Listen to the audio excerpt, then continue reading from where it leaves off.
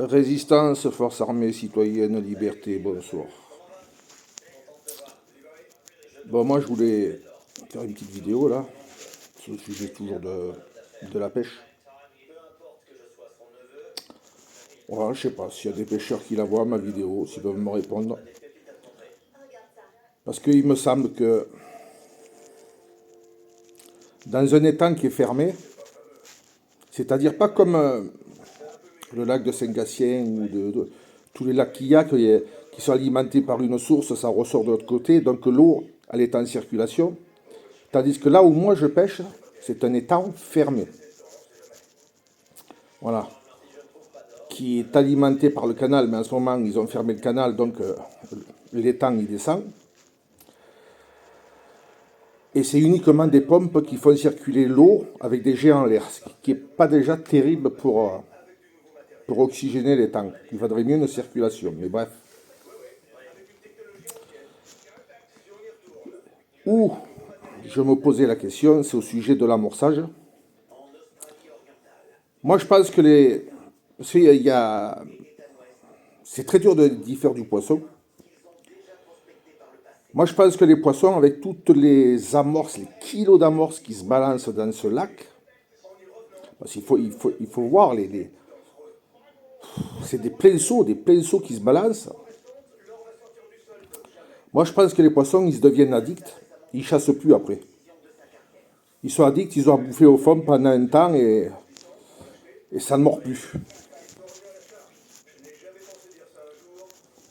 Je pense que ça fait un peu comme si on prend un chien ou un chat. Si on l'élève tout petit et qu'on l'habitue à manger ce que nous on mange, il va le manger. Mais si on lui donne des boîtes, c'est terminé. Il ne mangera plus la nourriture qu'on lui donne. Et si on lui donne des croquettes, il ne mangera plus les boîtes. Donc je pense que les poissons, au bout d'un moment, excusez-moi, c'est parce que j'ai des douleurs. Je pense qu'au bout d'un moment, c'est pareil. Ils s'habituent à cette nourriture. Et au bout d'un moment, on peut bien mettre ce qu'on veut au bout de l'hameçon, que ce soit un asticot, que ce soit un verre, tout ce qu'on voudra.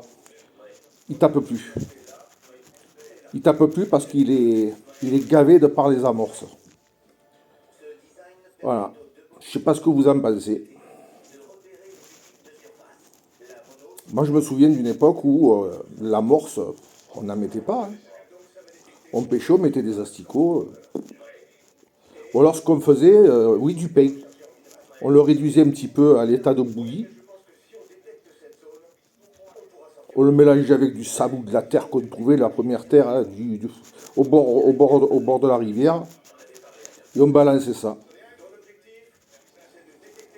Ou alors on prenait des patates un peu abîmées qu'on allait chez les agriculteurs, celles qui étaient abîmées là quand ils les arrachent.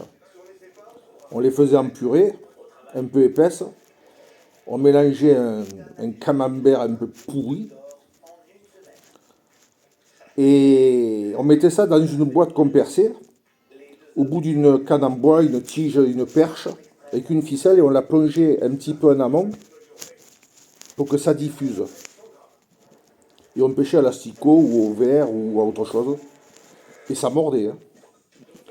Voilà. Et parce que les rivières, on amorce, mais la rivière, elle coule, donc ça s'en va. Mais les étangs, moi, je pense que ça reste là, ça stagne, et tant qu'ils en ont à manger, ils se gavent, les poissons. Et quand on va pêcher, ben, ils ne mordent plus. Voilà. Bon, peut-être je me trompe, je ne sais pas. Mais bon. C'est quelque chose qui me dit, et je pense que c'est ça. Je pense qu'on devrait, dans les étangs fermés, je dis bien dans les étangs fermés, on devrait interdire les amorces. Et n'autoriser que soit le pain ou de la pomme de terre, des machins comme ça, mais pas ces amorces, ou alors une poignée d'asticots avec du pain dedans, mais pas les amorces. C'est mon point de vue. Hein. Voilà, sur ce, ben, je vous souhaite une bonne fin de dimanche.